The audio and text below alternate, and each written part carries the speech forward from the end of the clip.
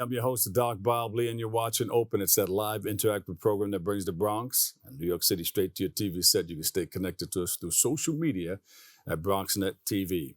Leading things off, our first guest is a visual artist whose work centers on empowerment, social justice, and Afrofuturism. With the exhibitions of reaching across the Northeast, she's here to join us to highlight her latest work on her Act with Art youth program. I like that. You're an educator. Tell us more. Welcome, Patrice Payne. Hi, thank you so much, Dr. Lee, for having me today. It's an honor to be here. And I would love to share more about Act with Art and my experience as an educator. So I guess first off, Act with Art started in 2011. That was the first time I established a program. We started out at Weeksville Heritage Center. In Brooklyn. Brooklyn's in the house. All righty. Which is where I used to live. I was born in Brooklyn. So right out of grad school, I was like, I wanted to do something that involved education and reaching like young people in my community that weren't readily getting access to art programming. So this is how Act with Art came to be. And then after that, we had some a really great turnout with the young people in the community around Weeksville. And we talked about issues relating to how they saw their environment, what community meant to them, also thinking about what ways they would revitalize their community. Yeah.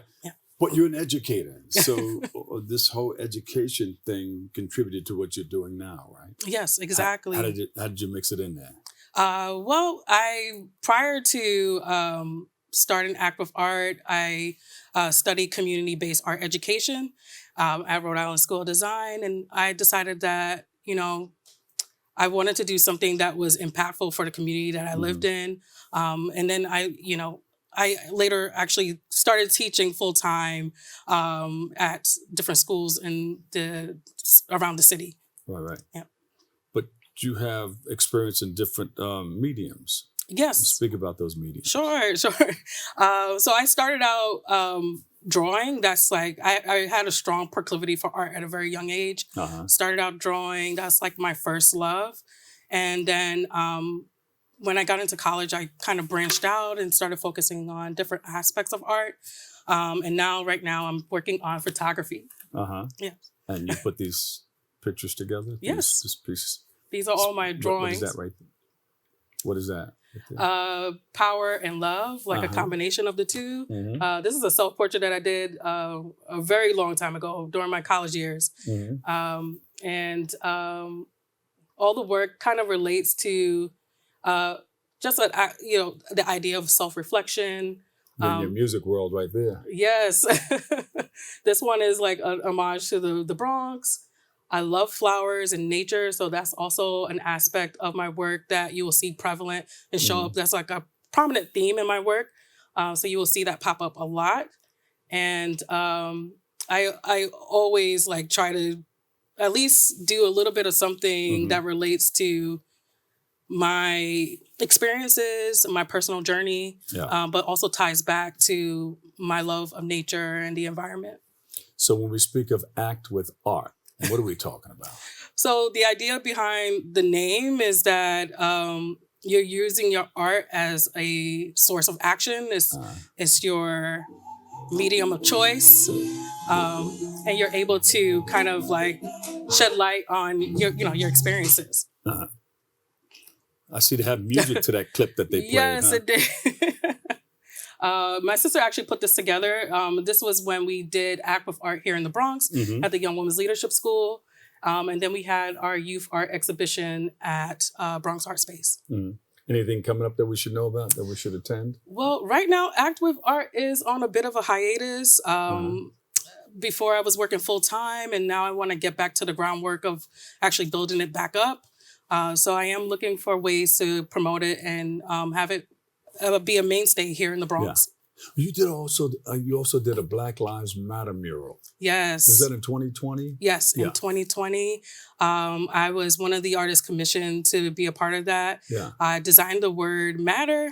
So all the imagery that went inside that word, I selected and created to represent what it meant. Yeah. And each letter kind of stood for had like a special symbolism. So M stood for matriarchs because women are like at the forefront of these movements. Yeah. There it is. Yeah, there it is. A stands for ancestors. And as you go down, each word kind of represents some of the activism that we wanted to do to showcase that we are, moving forward with this movement. Yeah. So you collaborated with them and then a number of other organizations too. Who are some of those other organizations? So the Percent for Art program with the New York City Culture Department was involved. The Tax Crew helped realize the imagery. They helped paint. Also the Thrive Collective was also involved, and the two other artists, T.J. Muhammad and Sophia Dawson, were also instrumental in creating the imagery for Blackened Lives. So you're in hiatus now, but you're ready to pop out, right? With something. Something's getting ready to happen. Something's getting ready to birth. I can feel it. What's coming up? What you getting ready to do? Great question. I am really trying to focus more on building up Act with Art. Like I mentioned, I want it to be something that children can gravitate to after school. So I'm looking to see if there's ways I can bring it to different schools around the city. I'm also working on some few passion projects right now, focusing on my photography and building that up, thinking about things relating to Black women's health, as well as things within the LGBTQ community as well. Oh, Yes. I heard after school program. Yes. So you're going to start that where? We'll see. I'm hoping sometime soon, hopefully within the spring of 2024, I'll be able to get that reactivated. Do you dream about these things? I mean, wow, this is what I want to do next. And you start building upon it? You could say that, yes. I guess you could say I'm a Pisces, so we always live in the dream state. So I'm always thinking up ideas, I'm writing them down. Even if I don't get to them right away, I'm always like, okay, this is something I want to do. Yeah. Let's see if I can execute it on my own, then find other ways to get other resources to help build it up. So I'm always writing down things, always jotting down notes. My sketchbook is mostly filled with notes than drawings now, just because I'm just writing those thoughts down. Yeah. Want to give some shout outs to some people who helped you along the way? Of course. I want to shout out my partner, Katia Etienne. She's here with me today in studio.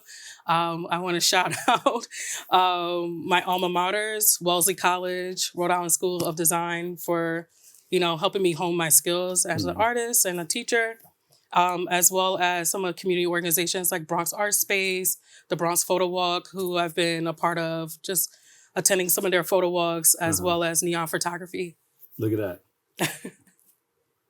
Thank you. You designed those costumes? No, this is at the Brooklyn Pride Parade last year.